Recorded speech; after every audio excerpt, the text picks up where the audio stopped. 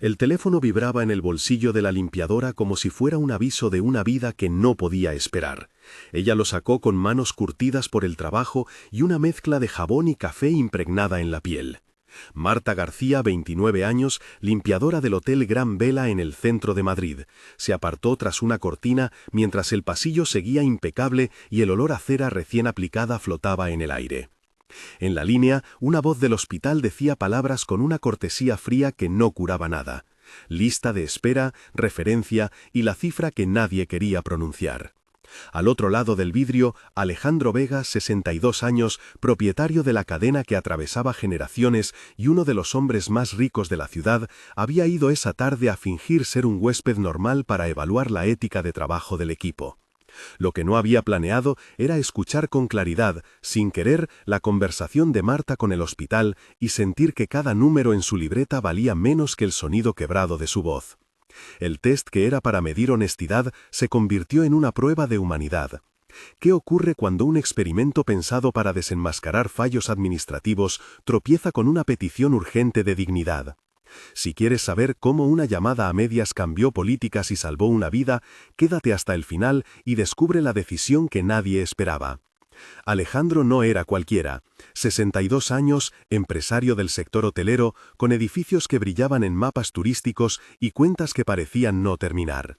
Había construido su imperio entre contratos, cenas y decisiones tomadas a altas horas donde el humo de los puros se mezclaba con nombres de bancos. Su nombre figuraba en titulares por reformas urbanas y donaciones a fundaciones culturales. Pero su presencia en el Gran Vela aquella tarde no tenía alfombra roja, ni anuncio. Se había inscrito como huésped anónimo para evaluar la conducta de recepcionistas y supervisores. Había motivos prácticos y también un cansancio viejo. Las quejas por recaudación informal y pequeñas irregularidades en cajas menores le habían picado la conciencia. La ética de trabajo en sus hoteles era, según él, una cuestión de marca tanto como de moral. En su vida íntima llevaba una pérdida que pocos conocían, la muerte de su hermano en una sala de urgencias que se la llevó sin una intervención oportuna. Aquella ausencia le había dejado una pregunta que volvía en sueños: ¿hasta qué punto sus recursos podían no servir para algo esencial? Aquella tarde, detrás de su carácter afable, hubo otra cosa, una curiosidad que se había vuelto método: observar sin ser visto, decidir sin el ruido del deber oficial. Recordó a María, su primera empleada, que le enseñó a doblar sábanas y a escuchar. Recordó una factura impagada que una vez le había hecho sentirse humano y no solo gestor. Aquello que pensaba que sería una revisión administrativa acabó tocando una fibra más profunda. Su fortuna, pensó sin deliberarlo, podía ser útil para algo que no tuviera auditoría. El plan de la prueba había sido sencillo y casi teatral. Alejandro se registró con un nombre falso en recepción, pidió habitación con vista lateral y dejó instrucciones a Teresa Molina, jefa de recursos humanos, para que permitiera situaciones de pruebas sutiles a lo largo del día. Una billetera olvidada, una queja fingida de un huésped, un pedido con factura extraviada. Carlos Ortega, supervisor de piso, conocido por su mano firme y su puntualidad, tendría órdenes de observar y reportar. La idea era verificar la honestidad sin exponer a nadie públicamente. En la escena del pasillo donde Marta trabajaba, dejaron a la vista una nota con un número de habitación supuestamente con un sobre extraviado y observarían si alguien lo devolvía. Había cámaras en ángulos discretos y una pequeña libreta donde Teresa anotaría testimonios. La atmósfera de la prueba era una mezcla de ruido de aspiradoras, el olor a lejía y la tensión discreta de empleados que notan algo diferente en el aire, como un cambio de gravedad. Javier Morales, el contable, había preparado una hoja de incidencias. Al mismo tiempo, como contrapeso, se había enviado a Alejandro mismo a lugares inesperados: la lavandería, la cocina, el pasillo donde Marta solía trabajar, para ver qué ocurría cuando un hombre con traje se cruzaba en la vida de quienes mantenían el hotel en marcha y si la dignidad prevalecía sobre la rutina. El experimento estaba pensado para mostrar fallos de protocolo, no para desvelar historias íntimas. Pero las vidas rara vez se limitan a protocolos. Marta llamó al hospital con voz contenida, intentando que cada palabra no fuera un pleito entre orgullo y necesidad. La línea tenía el ruido de teclados y el eco de pasos en pasillos largos. La conversación empezó con una secretaria, luego pasó a una enfermera y terminó con el tono grave de una doctora pediatra. Al otro lado, la lista de espera, la palabra cirugía y el costo que no cuadraba con el ingreso de Marta se sucedieron como fichas que caían en una fila. Marta murmuró: «No tenemos fondo de emergencia, no hay manera de adelantar pago», y la voz técnica del hospital replicó con protocolos: «Sin ingreso o referencia no podemos priorizar». Marta respiró con una mezcla de jabón y miedo. Alejandro, en la esquina, sintió que cada sílaba era una pequeña condena y que su prueba había tropezado con una urgencia real. Las cámaras captaron todo, pero ahora no importaban las imágenes, importaba la vida detrás de la voz. «Es mi hijo Manuel», dijo Marta, y en esa palabra Alejandro escuchó un latido que le recordó su propia infancia, los partidos en la calle y la rabia de no poder cambiar lo que importaba. El hotel, que brillaba por fuera, tenía adentro una cuerda tensa que alguien debía soltar. ¿Qué haría un hombre acostumbrado a usar su influencia cuando la ética de trabajo se encontraba con la dignidad de una familia? La llamada se convirtió en descubrimiento. La doctora Lucía Palacios explicó con claridad clínica que Manuel, 9 años, necesitaba una cirugía que no podía esperar mucho porque el tiempo en la lista de espera reducía las probabilidades de recuperación plena. Describió la intervención con términos sencillos: un especialista en ortopedia pediátrica, valoraciones preoperatorias y posibilidad de ingreso nocturno.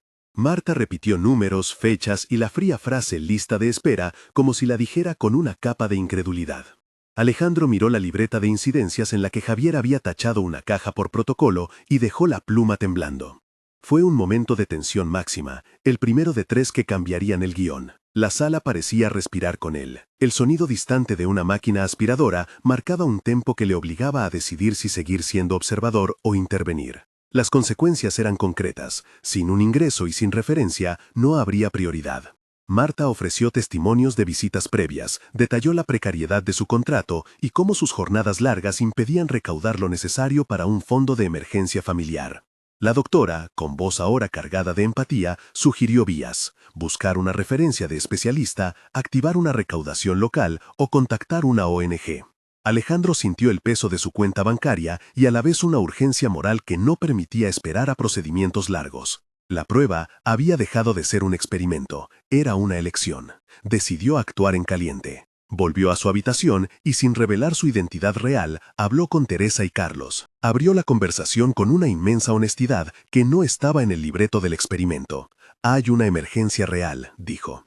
Teresa, supervisora de recursos humanos, se mostró incrédula al principio, luego cautelosa, consciente de políticas internas y de cómo un gesto mal gestionado podía complicar la imagen del hotel. Carlos, el supervisor, preguntó por procedimientos y por las implicaciones de ayudar fuera de la norma. Alejandro argumentó que la dignidad no podía depender siempre de políticas escritas a puertas cerradas, y propuso una solución: usar el Fondo de Responsabilidad Social de la empresa para cubrir la cirugía y al mismo tiempo revisar la política interna para crear un fondo de emergencia para empleados con lista de espera críticos. La discusión fue larga, con preguntas sobre recaudación, transparencia y testimonios necesarios para justificar un ingreso extraordinario. Teresa exigió documentación, Javier pidió una referencia médica formal, Ana Ruiz, coordinadora local de una ONG que Alejandro contactó, ofreció apoyo logístico para la recaudación y la gestión.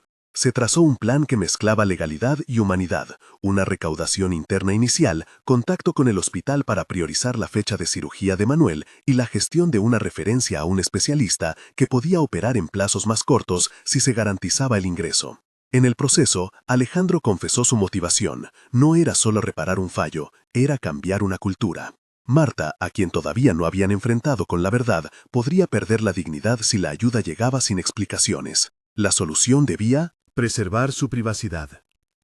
El encuentro entre Alejandro y Marta para ofrecer ayuda fue tenso, íntimo y largo, más parecido a una confesión que a una entrega de cheques. Se encontraron en la sala de almacenamiento, entre trapos olorosos y cajas de suministros, un espacio donde el hotel parecía admitir fragilidades. La conversación se prolongó en intercambios que rozaron la confesión. Alejandro habló primero, explicando que la llamada que ella hizo no era un elemento del juego previsto. Marta habló con voz áspera, temiendo la compasión que humilla. Hubo al menos 10 intercambios directos en esa escena, cada uno con su carga. «No quiero limosnas», dijo Marta. «No es limosna», replicó ella. «¿Por qué me lo dice?», preguntó ella. porque no puedo mirar hacia otro lado, respondió él.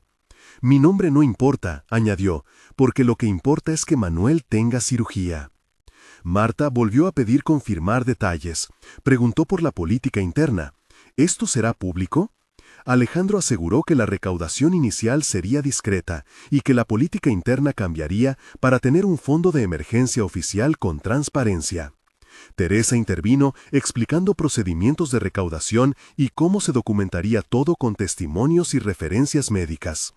Carlos ofreció apoyo logístico para las gestiones en el hospital, y Javier se comprometió a abrir una cuenta transparente para las donaciones. Marta aceptó bajo la condición de que se preservara su dignidad y que su permiso fuera solicitado antes de cualquier comunicado interno. Hubo un abrazo al final, breve, que selló un pacto entre quien tiene y quien necesita, y un suspiro compartido que supo a tregua. La noche antes de la intervención fue un momento de tensión que se extendió por horas. El olor a desinfectante en el hospital, el sonido de pasos, la luz fría en la sala de espera y el chasquido de las llaves en el reloj de enfermería crearon una atmósfera de espera pesada. Alejandro estuvo en la sala de espera como uno más, pero con la cartera abierta y una lista de contactos que podía acelerar procesos. Referencias a especialistas, llamadas a la unidad de cirugía pediátrica, coordinación con la doctora Lucía. Marta esperó con manos que acariciaban una foto de Manuel. Hubo intercambios breves pero intensos con la enfermera de turno. ¿Cómo está su hijo? Tiene miedo. Haremos todo lo posible. Dentro del quirófano, las manos del equipo olían a talco y el monitor marcaba un pulso constante que parecía una canción repetida. La doctora Lucía explicó en términos accesibles el procedimiento, un recuento técnico y humano que duró menos de lo que parecía, y cada palabra caló. Tiempo estimado de la cirugía, riesgo mínimo y plan de recuperación. La tensión se convirtió en concentración y la sala, que había sido un lugar de ansiedad, pasó a ser un espacio de trabajo metódico. Cuando el quirófano cerró sus puertas, el silencio fue una promesa. La cirugía fue descrita en términos técnicos pero comprensibles por la doctora Lucía, que narró el procedimiento con calma y respeto.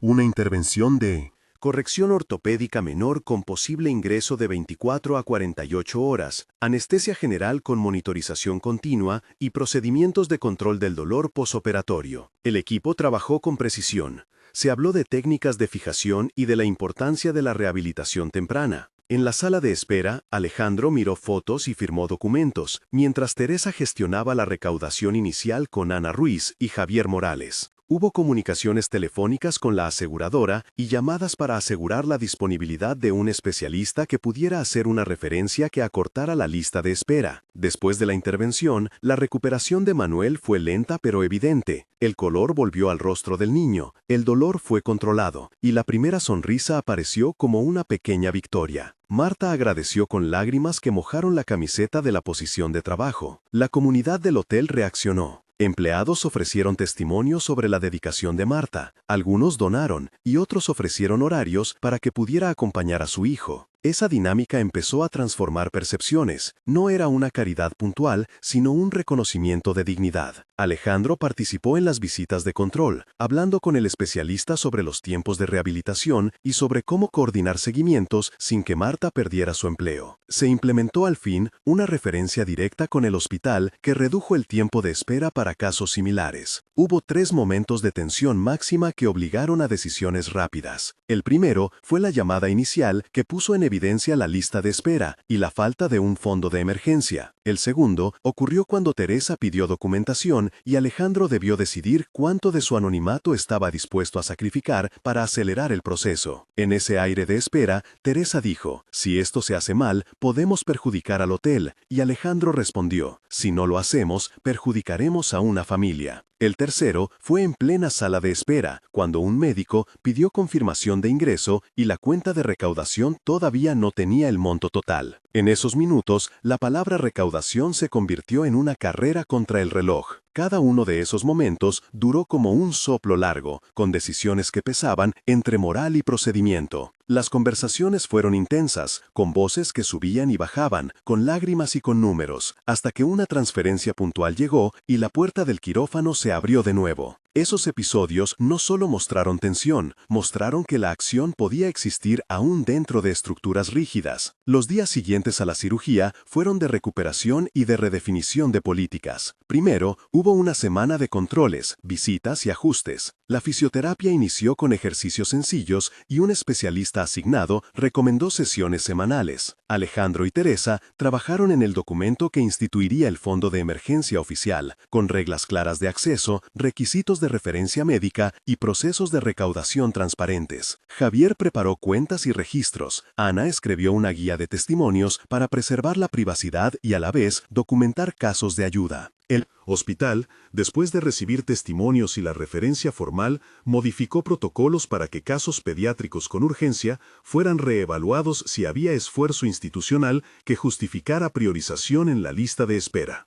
Esa coordinación entre hotel y hospital fue la primera chispa de una transformación mayor. La comunidad alrededor del Gran Vela, incluyendo vecinos como Rosa y Juan, que trabajaban en pequeños comercios cercanos, se hizo eco y empezó una recaudación ciudadana que complementó los fondos. La supervisora Teresa organizó charlas internas sobre ética de trabajo y dignidad, con testimonios de empleados. Mientras tanto, la historia de Marta se mantuvo en privado, hasta que ella autorizó compartirla para promover la política. Epílogo un mes después. Un mes después de la operación, Manuel estaba en casa con movilidad mejorada y la rehabilitación en marcha. Marta ya no tenía la mirada cansada que la acompañaba entre turnos. Había vuelto a sonreír en los breves descansos y agradecía en silencio a quien ayudó sin alardes.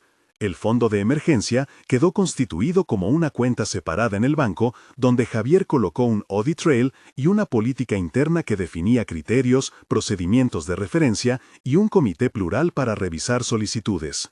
En ese primer mes se atendieron 2 casos más con criterios similares y la dirección del hotel comunicó internamente el procedimiento sin nombres. La transparencia se convirtió en la primera medida para evitar acusaciones de favoritismo. Epílogo 3 meses después. A los 3 meses la historia trascendió las paredes del Gran Vela.